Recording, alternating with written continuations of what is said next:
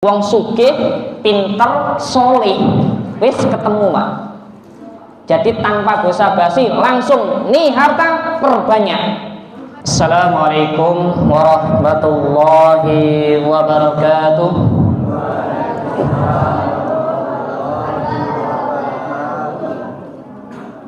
Alhamdulillahirrahman, 'allamal Qur'an, khalaqal insan, 'allamahul bayan. Asyhadu an la ilaha illallah wahdahu la syarika lah wa asyhadu anna Muhammadan 'abduhu wa rasuluh. Allahumma nas'aluka 'ilman nafi'an wa rizqan thayyiban wa 'amalan mutaqabbalan.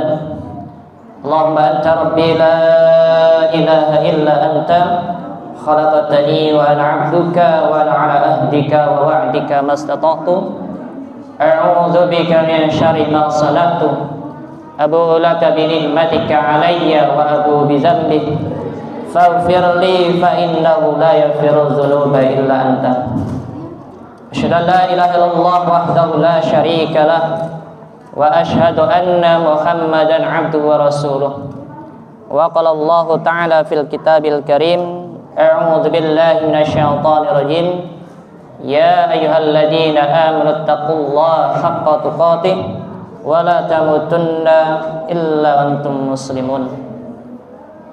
Bapak, Ibu, adik-adik, mamas-mamas ingkang soleh lan solihah yang insyaallah dimuliakan oleh Allah Subhanahu wa taala.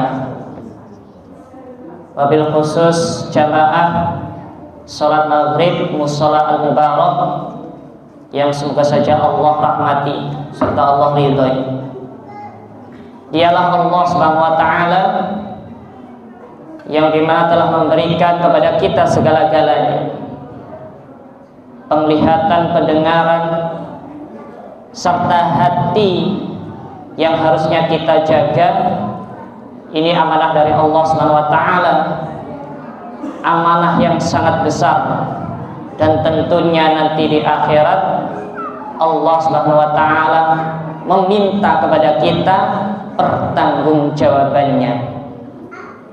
Maka kita harus gunakan 3 alat indera ini dengan sebaik-baiknya, agar supaya diri kita menjadi hamba Allah yang solih dan solihah, dan Allah matikan dalam keadaan husnul khatimah. Amin ya rabbal alamin. Salat serta salam mari kita hadiahkan kepada Nabi Muhammad sallallahu alaihi wasallam, uswatun hasanah kita, perjuangan beliau yang dimana ketika dikandung oleh seorang ibu yang bernama Aminah, 6 bulan sudah ditinggal oleh ayahandanya, maka yatim pula. Akan tetapi perjalanannya yang sangat panjang, bahkan Allah mempercayainya menjadi nabi dan rasul terakhirnya. Hidup beliau pun dikatakan tidak enak. Maka atas perjuangan beliau lah kita yang menjadi dan mengaku umatnya berusaha untuk berbuat sebaik-baiknya, dan kalau bisa mengcopy paste apa yang Rasulullah SAW telah berbuat selama hidupnya. Semoga saja kita mendapatkan syafaat beliau di yaumul akhir kelak. Amin ya rabbal alamin. Jemaah yang insyaallah dimuliakan oleh Allah Subhanahu wa taala, hidup kita telah diatur oleh Allah Subhanahu wa taala melalui Al-Qur'an dan hadis. Kami kisahkan di masa Rasulullah sallallahu alaihi wasallam, ketika di umur 38 tahun mulai gelisah beliau, yang akhirnya lari ke salah satu ruang yang gelap dan berada di pucuk gunung. Maka dari situlah beliau melihat ke bawah, melihat para sahabat banyak yang sudah mendahuluinya, dan akhirnya malaikat Jibril diutus oleh Allah Subhanahu wa taala dalam bentuk cahaya yang sangat luar biasa menerangi sudut-sudut gua tersebut, menampakkan diri di situ di hadapan Rasulullah SAW, kemudian berkata, Iqra Iqra, Iqra bismi rabbikal ladzi khalaq. Tentunya bahasa ini bukan hanya sekedar bahasa atau seruan semata. Kenapa Allah Subhanahu wa taala menurunkan ayat pertama suruh membaca? Karena kalau kita ingin cerdas, kalau kita ingin soleh, kalau kita ingin kembali kepada surganya Allah Subhanahu wa taala, rajin-rajin untuk membaca. Agar supaya diri kita bisa kembali sebagaimana Allah pertama kali ciptakan makhluknya yang bernama manusia, yakni Adam berada di dalam surga. Maka perjalanannya di umur 40 tahun mengemban amanah yang namanya Al-Quran, berusaha untuk menyampaikan kepada keluarganya. Keluarganya pun ada yang mengimani, ada yang tidak mengimani. Kemudian terbentuklah di Darul Arqam, rumahnya Al-Arqam, mulai dakwah di situ. Tantangannya sangat luar biasa. Akan tetapi ada sahabat yang langsung mempercayainya. Bukan hanya sekedar sahabat, yakni berikut sebagai mertua, yakni Abu Bakar As-Siddiq, memberikan nasihat, menguatkan keimanan Rasulullah SAW. Maka terbentuklah yang dimana banyak penjajahan, dikerdilkan kaum muslimin. Yang memusuhi adalah Umar bin Khattab, yang ketika itu gegara membaca surah Thaha, luluh lantahlah beliau, kemudian bersahadat di hadapan Rasulullah SAW. Sekeras Umar yang kalau berantem itu pasti lawannya keku. Kalau enggak berantemnya itu dengan kekuatan besar, dia tidak mau. Berantemnya berada di pucuk gunung, lawannya harus mati. Itulah Umar. Bahkan pernah terucap dari lisannya ingin memenggal kepala Rasulullah, tapi dengan membaca surah Thaha langsung hatinya luluh lemah. Kita yang membaca Al-Quran berkali-kali, hati kita tetap keras. Kenapa Pak?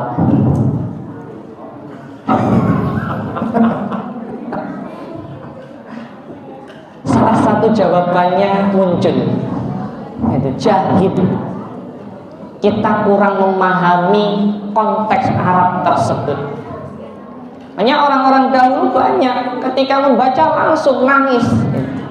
Itulah Umar. Maka langsung mencari Rasulullah, bersahadat. Dan orang yang keras menentang Islam, akhirnya yang pertama kali mengajak kaum muslimin untuk berdakwah di luar. Ketok pintu satu persatu, sampaikan, aku sudah masuk Islam, aku seorang muslim, kita harus menyembah Allah, beriman kepada Rasulullah Muhammad SAW, dan seterusnya. Dipukuli terus sampai yang akhirnya dengan singkat cerita 23 tahun Al-Quran selesai turun, Rasulullah SAW pulang, yang dipimpin oleh Abu Bakar As-Siddiq. Di perang Yamamah banyak yang wafat dari kaum muslimin, terutama penghafal Al-Quran. Siapakah yang pertama kali gelisah akan Al-Quran ini hilang? Ternyata Umar ibnu Khattab pertama kali gelisah karena melihat banyak hafid wafat fisabilillah, takut Al-Quran itu hilang di muka bumi ini. Maka menghadap kepada Abu Bakar, wahai Abu Bakar, kumpulkan para hafiz, kemudian bentuk Al-Quran jadi satu yang bernama mushaf. Nah, mushaf yang 30 juz itu namanya mushaf. Kalau kita mengatakan ambil Al-Quran, nanti diambil satu lembar. Al-Quran kan bacaan. Tapi kalau kita menyuruh anak 30 juz itu kita katakan ambil mushafna, maka akan diambil semuanya 30 juz. Nah, ini suruh dari Umar mengajak Abu Bakar.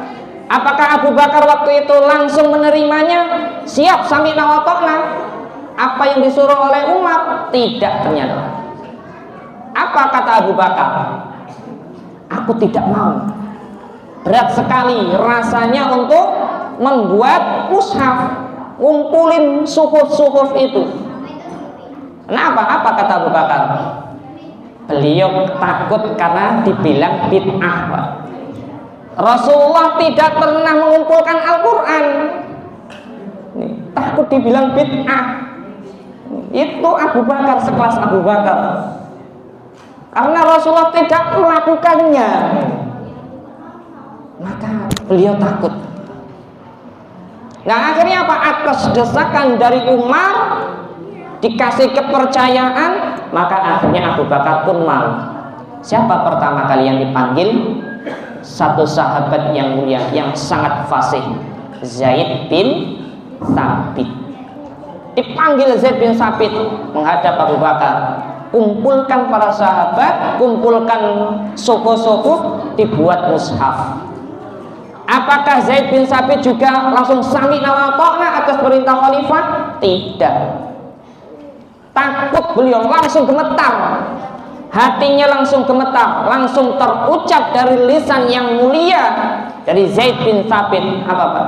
Perkataan beliau, kalau seandainya aku suruh memindahkan gunung Uhud dibandingkan untuk mengumpulkan Al-Quran, aku lebih baik memindahkan gunung Uhud. Bayangkan Pak, perjuangan mengumpulkan suhuf-suhuf menjadi mushaf yang sekarang kita bisa baca dengan enak. Banyak di masjid-masjid sampai berdebu, sampai berdebu. Terus takmirnya selalu, ini kekurangan Al-Quran, ini kekurangan Al-Quran, mari kita sumbangkan hartanya untuk beli Al-Quran. Nyatanya baik Al-Quran berdebu, malas membaca. Yang akhirnya dikuatkan oleh Umar, Zaid pun sami'na wa ta'na, dikumpulkanlah, akhirnya menjadi mushaf. Cukup satu saja, itu menghimpunnya sudah gredeg, takut salah. Karena apa? Ini kalamullah, bukan sekedar kalam biasa, langsung dari Allah. Yang akhirnya Abu Bakar wafat, pindah tangan kepada Umar ibn Khattab. Begitu pula ketika pindah kepada Umar ibn Khattab, itu diperbanyak, hanya mampu 3 mushaf saja. Kemudian pindah kepada Utsman bin Affan. Nah, niki gunane tiyang sugih. Wong sugih, pinter, soleh, wis ketemu Pak. Jadi tanpa basa-basi langsung nih harta perbanyak. Akhirnya diperbanyak, dan benar Allah wafatkan beliau dalam keadaan memeluk mushaf, lagi tilawah, lagi berbicara kepada Allah Subhanahu wa ta'ala. Setelah Utsman wafat, pindahlah ke zamannya Ali bin Abi Thalib. Mushaf sudah tersebar di mana-mana, tapi karena lajah, napa lajah ini? Bahasa dari orang-orang Arab sendiri memakai bahasa Arab banyak yang salah, yang dikatakan terkenalnya bahasa Amiyah. Bahasa Amiyah itu rusak. Maka ada satu sahabat mulia yang ini jarang disebutkan oleh kita, yang sangat berjasa sampai sekarang ini. Mushaf ada fathah, kasroh, dhammah, sukun, dan lain sebagainya. Ini terjadi di zamannya Ali bin Abi Thalib, dan beliau waktu itu tetap memihak kepada Ali bin Abi Thalib. Sahabat siapakah beliau? Abul Aswad Ad-Du'ali, pencetus ilmu nahwu dan sharh. Karena melihat, mendengar, bahkan dari anaknya sendiri berbahasa Arabnya salah, maka beliau meminta izin kepada Ali agar supaya apa? Al-Quran diberi harokat. Nah, perjuangannya luar biasa. Maka ketika kita sekarang ada mushaf yang sudah ada harokatnya, kok males membaca, wa'iyatubillah. Ini yang perlu kita koreksi bersama, bermuhasabah diri. Sudah berapa kali lisan kita dalam 24 jam melafazkan ayat-ayat Allah, melafazkan kalamullah. Bahkan kalau bisa sampai mentadaburi, berikut mengamalkan yang berada di dalam.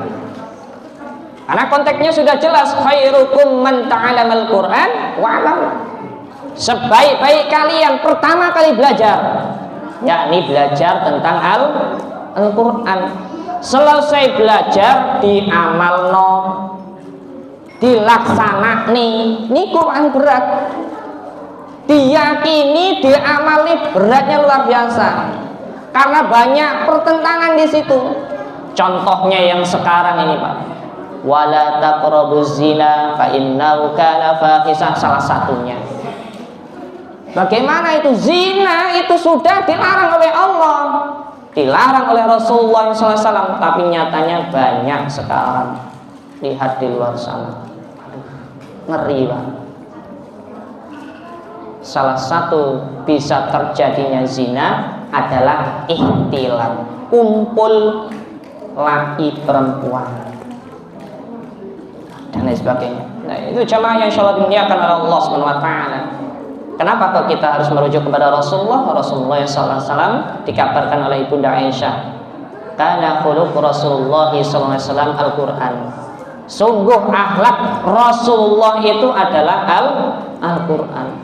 Maka titahnya dari Rasulullah niku, amalan setiap harinya itu dari Al-Quranul Karim. Maka ketika kita sudah mengazamkan diri, hati kita menguatkan bahwa aku cinta kepada Rasulullah, maka kita harus ikuti Rasulullah Sallallahu Alaihi Wasallam. Karena nggak akan kita bisa cinta kepada yang lain, itu melebihkan diri kepada Allah dan Rasulullah, terus kita bercita-cita ingin masuk surganya Allah. Tidak akan bisa. Boten saged saestu niku. Karena konteksnya apa? La yu'minu ahadukum hatta akuna ahabba ilaihi min nafsi. Itu disampaikan kepada Umar Ibn Khattab. Wahai Umar, kamu tidak akan masuk surga, tidak akan beriman kalau kamu belum mencintai aku melebihi cintamu terhadap dirimu sendiri. Bayangkan, Pak. Ketika Umar hendak berjalan, digandeng tangannya oleh Rasulullah. Artis Pak yang gandeng, artis ternama, pemilik dunia akhirat itu Rasulullah, digandeng tangannya. Langsung sontak dikatakan dari lisan mulia Umar, mengatakan, ya Rasulullah, aku mencintai Anda melebihi cintaku terhadap hartaku. Apakah benar itu Umar? Benar ya Rasulullah. Terus apakah kamu mencintaiku melebihi cintamu terhadap istriku? Benar ya Rasulullah. Apakah kamu mencintaiku melebihi cintamu terhadap anak-anakmu? Benar ya Rasulullah. Apakah kamu mencintaiku melebihi cintamu terhadap dirimu sendiri? Merenung Pak Umar. Kenapa kalau Rasulullah bertanya seperti ini? Aku ini suruh mencintai Rasulullah melebihi cintaku terhadap diriku sendiri. Maka sebelum mencintai Rasulullah, kita tidak akan sempurna imannya. Maka Umar pun merenung sebentar, apa ini yang dimaksud oleh Rasulullah SAW? Maka kembali kepada Rasulullah dan mengatakan, ya Rasulullah, aku mencintaimu melebihi cintaku terhadap diriku sendiri. Maka Rasulullah mengatakan 3 kali perkataan Al-an ya Umar, Al-an ya Umar, Al-an ya Umar. Sempurna iman wahai Umar, sempurna iman wahai Umar, sempurna iman wahai Umar. Kemudian Abdullah bin Umar bertanya, wahai ayah, kenapa engkau tadi ketika ditanya oleh Rasulullah masalah engkau mencintaiku melebihi cintamu terhadap dirimu sendiri, engkau tidak langsung menjawab? kemudian berhenti sebentar, kemudian menjawab, langsung aku mencintaimu melebihi cintaku terhadap dirimu. Apa perkataan dari seorang ayah kepada anaknya? Wahai Abdullah, ayah ingat nanti di akhirat tidak ada syafaat yang datang kecuali dari Rasulullah SAW. Itu mantap imannya. Pun kalau sudah mantap imannya kepada Rasulullah, berarti kita berusaha untuk sami'na wa ata'na. Lebih-lebih kita niku tiyang bodoh. Kalau sudah tahu, dikasih tahu ada Al-Quran, ada hadis yang sahih, monggo sareng-sareng diamali. Walaupun memang berat taruhannya, wah segala-galanya. Banyak saya tentang masalah kisah-kisah. Ya, salah satu teman kami yang maaf omong, ya kerja di bank waktu itu, gajinya sudah 6.800.000, Pak. Suruh keluar karena dia mulai likok, mulai ngaji. Beratnya luar biasa. Karena tantangannya siapa? Istrinya. Gajian sudah besar, Pak. Tapi nyatanya ketika dia pahami pelan-pelan, sekarang alhamdulillah dengan pekerjaan yang nikmat, bisa buat rumah dari hasil yang baik dan sebagainya, meninggalkan hal-hal yang diharamkan oleh Allah Subhanahu wa ta'ala. Niku nyata.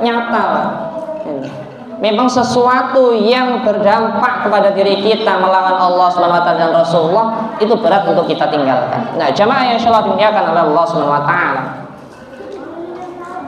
Sekedar mukadimah. Sekedar mukadimah. Kita bahas tentang raih kejayaan dengan kembali kepada Al-Quran. Meraih kejayaan yakni harus kembali kepada Al-Quran. Pak, sebagai kepala rumah tangga, kulo ajeng tanglet, sami-sami tanglet. Jenengan riyin ketika menikah sama ibu berapa hafalannya? Mungkin maaf ngomong 3 surat, Qul wal falaq, Qul binas. Oke. Ini permisalan. Kalau sekarang sampai tua ini kita juz 30 itu nggak selesai, Pak. Kira-kira rugi napa mboten, Pak? Niku pertanyaan dari sama nanti di alam kubur ditanyakan sama malaikat. Awakmu rabi dhisik nggawa 3 surat. Lah saiki nyanti tuwek nyanti mati, awakmu kok tetep 3 surat bae. Pripun ade lajeng jawab, Pak? Iku nyata loh, Pak. Karena apa? Al-Quran miftahul jannah. Al-Quran itu kuncinya kita masuk surga. Lah adewe ini sebagai kepala keluarga pasti nanti dimintai pertanggung jawabannya. Kowe ngrabi anak isi fulan, lah awakmu pengen masuk surga tapi kuncine ora mbok raih. Lah arep mbok buka kaya piye? Kan ngoten lho. Ada 8 pintu, cara bukanya dengan Al-Quran. Lah kalau kita nggak punya kuncinya, lah bagaimana? Nah itu mari kita bersama-sama, Pak, belajar kemudian diamalkan. Islam mencapai puncak kejayaannya dan menguasai peradaban dunia selama 700 tahun. Sebelum bangsa-bangsa barat maju adalah karena masyarakat muslim pada waktu itu berpegang teguh pada Al-Quran. Jadi masyarakat muslim waktu itu berpegang pada Al-Quran, maka berjaya sampai 700 tahun. Itu kejayaan yang sangat luar biasa. Bahkan Ibnu Mas'ud dikirim ke sana. Tapi nyatanya benar, Ibnu Mas'ud sudah berkata di waktu yang dahulu kala, 1400 tahun yang lalu. Beliau berucap bagaimana? Aku sekarang mengajarkan 1 ayat 3 bulan, Mak. 1 ayat 3 bulan, Mbak. Itu baru berpindah ayat. Nanti di akhir zaman bukan hanya 1 ayat itu 3 bulan, tapi 1 Al-Quran, 1 mushaf bisa 3 bulan selesai. Nyata. Tapi apa kata Ibnu Mas'ud? Itu hanya sekedar di lisan saja, nggak masuk nengati. Maka jangan salahkan hafalannya, tapi orangnya yang tidak mau memasukkan ke dalam hati. Banyak penghafal Al-Quran, adab akhlaknya kepada orang tua 0. Karena hanya sekedar lisan, hanya sekedar hafalan saja. Tapi kalau anak atau orang itu yang diamani oleh Allah untuk menjaga kalamnya, kemudian dimasukkan ke dalam hati, pasti adabnya lebih mulia dibandingkan orang yang tidak punya hafalan. Unggah-ungguhe enten adape napa melih kalih tiyang sepah niku nggih patuh, apik teng jalan niku pasti gelem negor. Boro-boro negor ngebel non blas. Ini ya.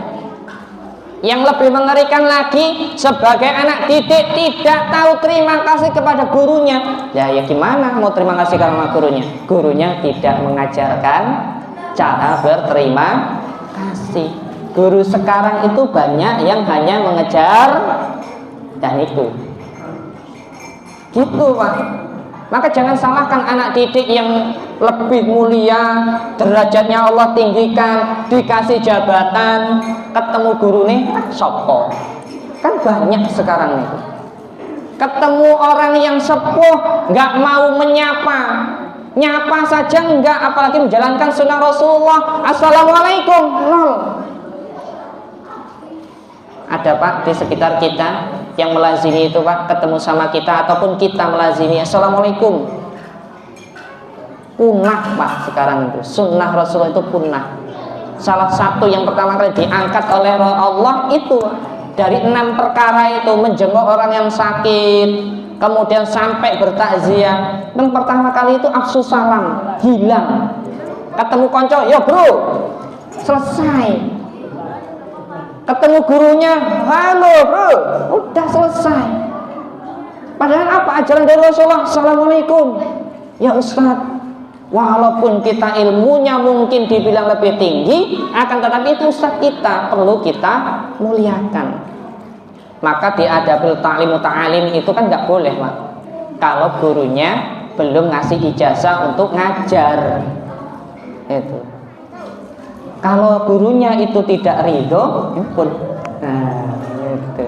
Ini Ustaz Mustoto udah ngasih kepercayaan sama saya, berarti udah dia. Gitu, guys. Nah, itu jamaah insyaallah dimuliakan oleh Allah Subhanahu wa taala.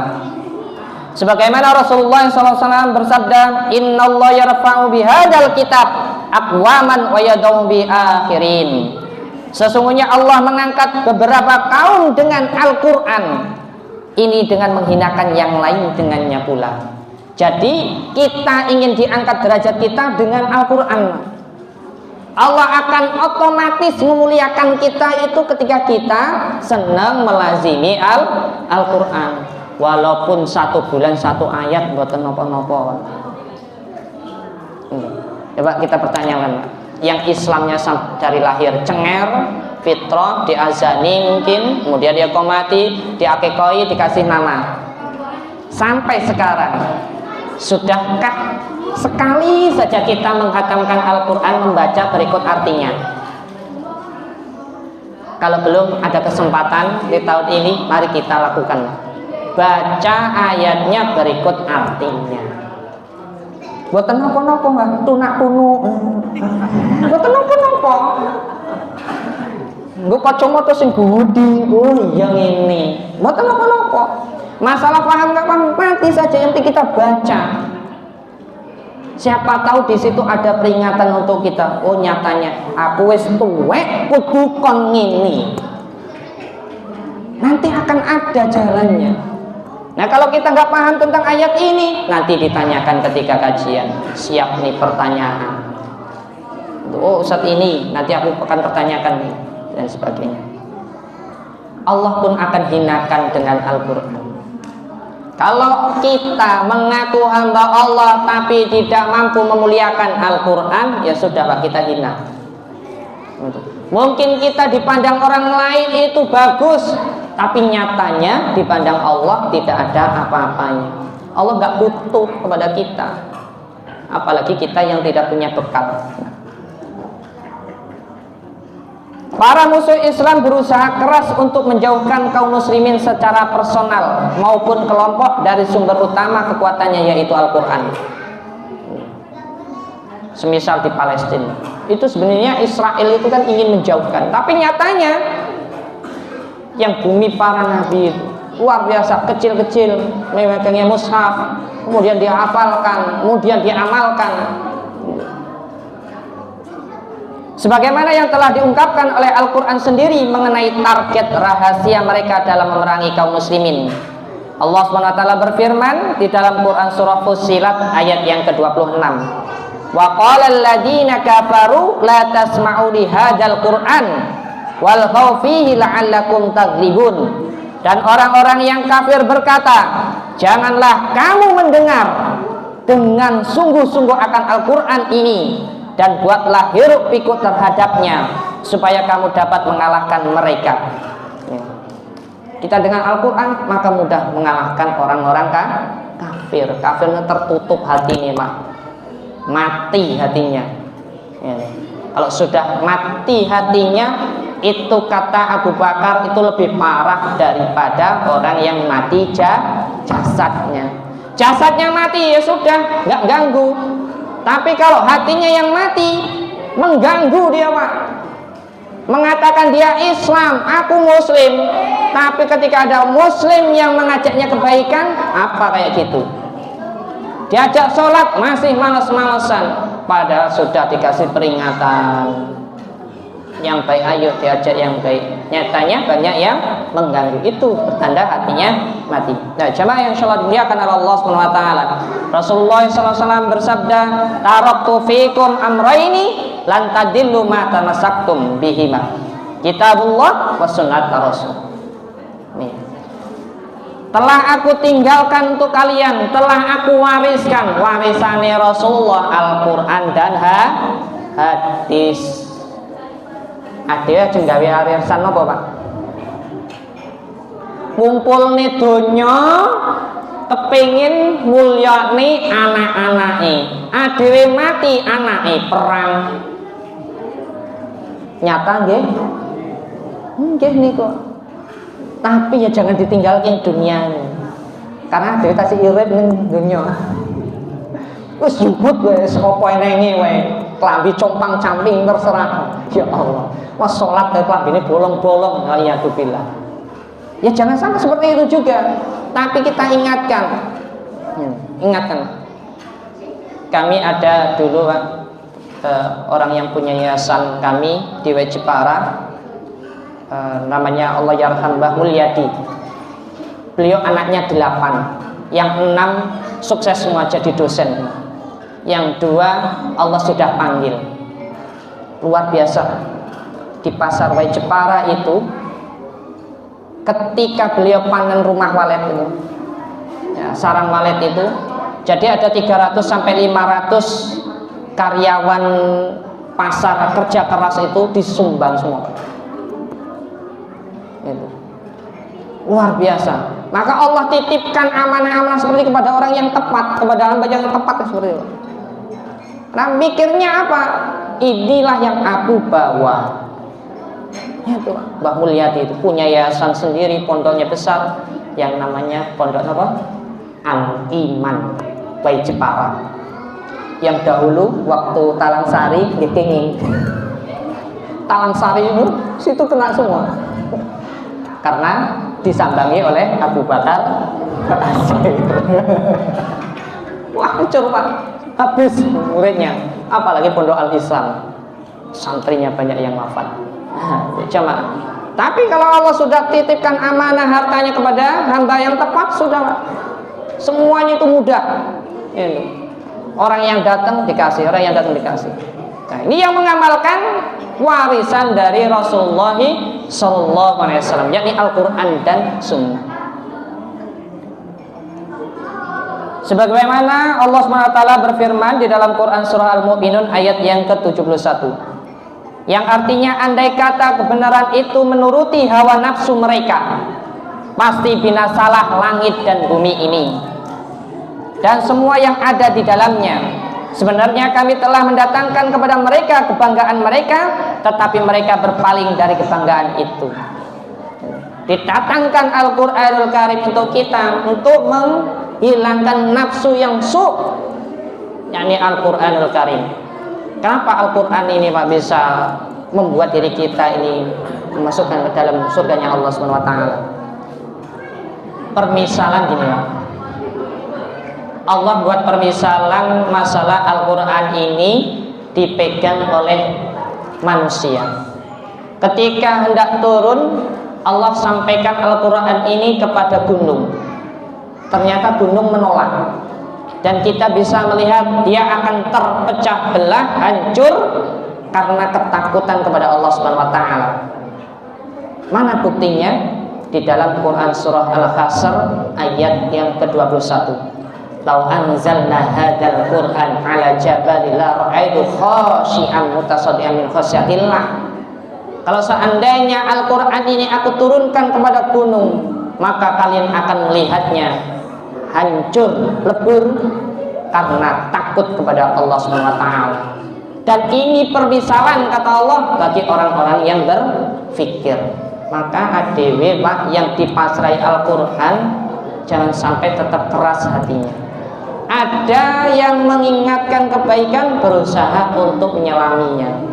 Yang semoga saja itu membawa dampak untuk kita baik di hadapan Allah Subhanahu wa taala. Sampai jam berapa Ustaz? Isya. Empat menit lagi kita lanjutkan.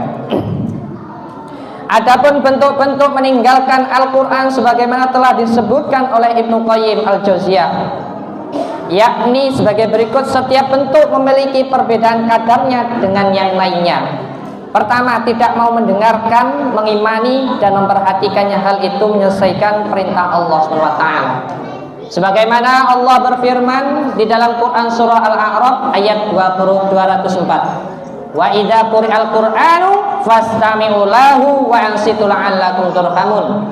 Dan apabila dibacakan Al-Quran, dengarkanlah sebaik-baiknya dan perhatikanlah dengan tenang agar kamu mendapatkan rahmat. Ketika ada orang yang membaca Al-Quran, kita dengarkan. Boleh jadi di situ ada perintah, ada larangan. Itu bagi kaum muslimin. Perintah dan larangan ini yang seyogyanya kita perhatikan. Al-Quran itu ada 3 sumber. Di dalam Al-Quran itu ada hanya 3 kandungan. Yang pertama tauhid, yang kedua kisah, yang ketiga syariat. Itu Al-Quran. Yang 30 juz itu dalam mushaf itu hanya 3 sumber. Yang pertama adalah tauhid, tentang tauhid. Yang kedua adalah kisah. Yang ketiga adalah syariat. Itu sebenarnya mengatur kita. Maka kita jangan sampai letih-letih untuk mencari kisah. Sebaik-baik pelajaran adalah kisah para sahabat radhiyallahu anhum yang mengikuti Rasulullah SAW dengan benar. Maka kalau pemerintahan itu sesuai dengan sirah para sahabat, gak akan seperti ini kita. Gak akan dibingungkan, apalagi kalau kita sudah buka media sosial, TikTok, kemudian YouTube. Enake namung napa? Menghujat. Sakniki ning bumi napa? Ijazah. Sampai mumet Pak. Buka YouTube ijazah, buka TikTok ijazah lagi, ya Allah. Yang hampir 1000 triliun hilang. Yang 11.000 di kantong hilang juga. 300 T hilang juga. Dah hilang. Itu kita dipusingkan dengan itu. Tapi kalau kita punya iman, ilmunya sudah urus. Kita akan kembali kepada Allah Subhanahu wa taala. Kedua, tidak mengamalkannya dengan tidak memperhatikan apa yang telah dihalalkan dan diharamkannya, walaupun ia membacanya dan mengimaninya. Ini Pak, halalun bayyinun wa haramun bayyinun wa bainahuma subhat. Halal niku jelas, haram niku jelas. Ini tengah-tengah ini gitu Pak. Bingung adil ini. Iki subhat apa piye, iki haram apa piye. Tapi iki 1 miliar loh. Mau dipulangin. Mboke Pak eman-eman. Nyata Pak, saya punya teman Pak di Ganjaragung. Dulu termasuk pemborong jalan tol yang sekarang asetnya 20 M, Pak. Masih muda, anaknya masih muda. Itu dia sadar, setiap ngaji kayak gini sadar, menyadari bahwa itu nanti aku yang dihisap. Tapi kalau sudah aset 20 M mau dipulangin, mbok isine mburi. Pripun coba? Itu danya memang musuh, Pak. Tapi orangnya ku ya adewe kademen ya, Pak. Gitu. Ya. Kademen tuh. Karena jelas. Nah, jamaah yang insyaallah dimuliakan oleh Allah Subhanahu wa taala. Ya, mungkin hanya ini yang bisa kami sampaikan. Mari kita bersama-sama ketika Allah masih berikan amanah ruh kepada kita jaga ruh ini dengan sebaik-baiknya dan kita beramal dengan Al-Quran, hadisnya Rasulullah SAW. Semoga saja Allah matikan kita dalam keadaan husnul khatimah. Amin ya rabbal alamin. Subhanallahi wa bihamdik, asyhadu an la ilaha illa anta, astaghfiruka wa atubu ilaik. Assalamualaikum warahmatullahi wabarakatuh.